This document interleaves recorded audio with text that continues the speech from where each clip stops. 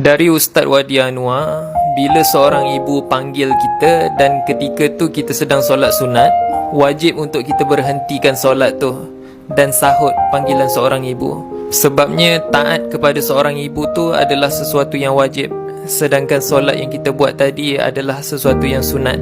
Hebatnya seorang ibu, solat sunat pun kena stop bila seorang ibu panggil. Siapa yang masih ada ibu dan dia tak minta doa daripada seorang ibu, rugilah. Sangat-sangat rugi. Kalau tak percaya, try lah minta doa ibu kita dan tengok macam mana kehidupan kita berubah lepas kita dapat doa dari seorang ibu. Perbanyakkan istighfar, insya-Allah. Allah tak pernah silap dalam mempertemukan kita dengan seseorang. Oh, kita cakap menyesal aku jumpa dia, menyesal aku jatuh cinta dengan dia, menyesal aku terima dia. Patutnya orang lain. Tak, Allah temukan kita dengan dia ada sebab. Semuanya untuk membentuk kita yang hari ni. Mustahil kita sekuat ni kalau kita tak jumpa dia, dan mustahil kita boleh berubah sejauh ni kalau bukan sebab pengajaran tu. Perbanyakkan istighfar, insya-Allah. Untuk orang yang rasa down sangat-sangat, ya, orang takkan faham apa yang kita rasa dan orang takkan tahu apa yang kita nak. Tapi Allah, Dia tahu segala-galanya dan Dia Maha Kaya untuk makbulkan setiap doa kita. Ambil wuduk, bentang sejadah, solat, kejar kejayaan dengan jalan sabar dan solat. Allah uji bukan saja-saja. Sebenarnya Allah dah ready nak bagi kita hadiah asbab daripada ujian tu tadi. Kalau rasa sakit sangat, sabar, sebab masih ada secebis kekuatan dalam diri kita untuk kita teruskan hidup ni. InsyaAllah, perbanyakkan istighfar. Allah tahu kita sakit, Allah tahu kita lapar, dan Allah tahu kita sunyi nakkan pasangan hidup. Kita merancang, Allah juga merancang. Tapi sebaik-baik perancang tu Allah. Letak cinta Allah nombor satu dalam hati kita. Biar Allah sendiri yang kirimkan cinta makhluk yang kita perlukan. Kita rasa kita tahu, tapi sebenarnya kita tak tahu apa-apa. Allah tu maha mengetahui, Dia juga maha penyayang. Apa yang Allah bagi, itulah yang terbaik.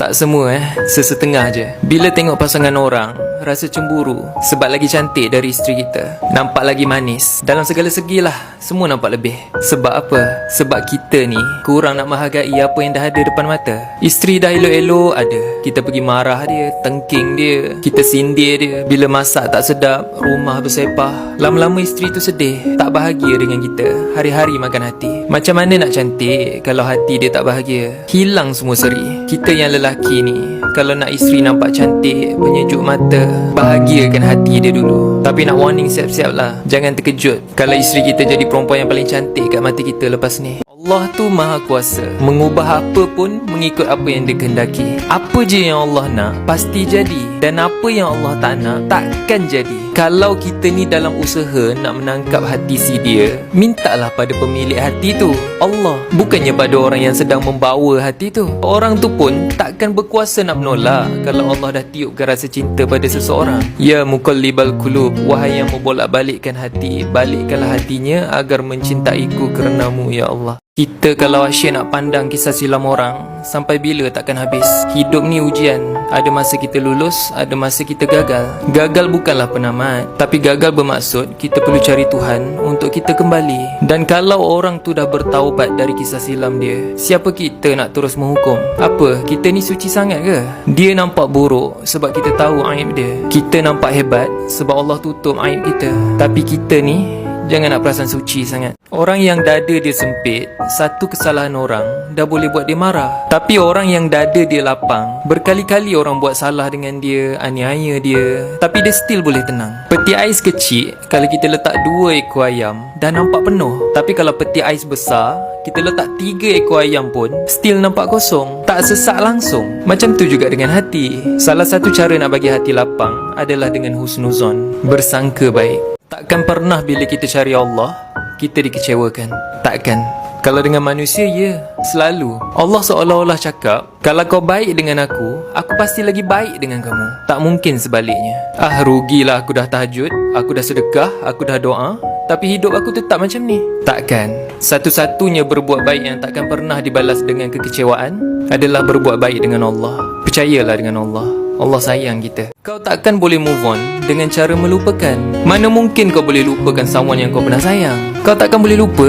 Tapi kau boleh belajar untuk terima kenyataan yang dia bukan untuk kau. And kau kena yakin yang Allah nak temukan someone yang lebih sesuai dengan kau. Once kau dapat terima kenyataan ni, insya-Allah slowly kau dapat lupakan dia. Tapi selagi kau tak dapat nak terima kenyataan, selagi itulah dia akan terus ada dalam kepala kau. Semakin besar keraguan dalam hati kita, semakin berkurang keajaiban Allah yang akan berlaku dalam hidup kita. Dan semakin besar keyakinan kita pada Allah, semakin besar dan semakin keraplah keajaiban yang akan berlaku dalam hidup kita. Sehingga jika ada antara kita yang langsung tak ada keraguan pada pertolongan Allah, pasti Allah akan tunjukkan keajaiban demi keajaiban yang sukar untuk kita mengerti dengan logik akal kita. Allah bila sayang hamba dia, dia akan turunkan ujian. Allah bagi jodoh lambat, dapat anak lambat, sedih, susah, lapar, sebab Allah sayang. Nabi Muhammad orang yang paling diuji Allah. Adakah sebab Allah benci atau marah Nabi? Tak, sebab Allah sayang. Kata Ustaz Abid Liu, kemuncak kemusnahan seseorang tu bila dia bersangka buruk dengan Allah, sedangkan Allah sangatlah sayang dengan dia. Mana nak confident? Tudos yang susah nak confident dengan diri sendiri, mungkin sebab korang terlalu compare diri korang dengan orang lain. I know it's good to have a competition, but sometimes benda ni memakan diri. Cukup sekadar kita compare diri kita yang sekarang dengan kita yang dulu. Kalau ada improvement, that's good enough. So, kau relax je. Macam mana nak confident? Tudos yang susah nak confident dengan diri sendiri, mungkin sebab korang terlalu compare diri korang dengan orang lain. I know it's good to have a competition, but sometimes benda ni memakan diri. Cukup sekadar kita compare diri kita yang sekarang dengan kita yang dulu. Kalau ada improvement, that's good enough. So, kau relax je.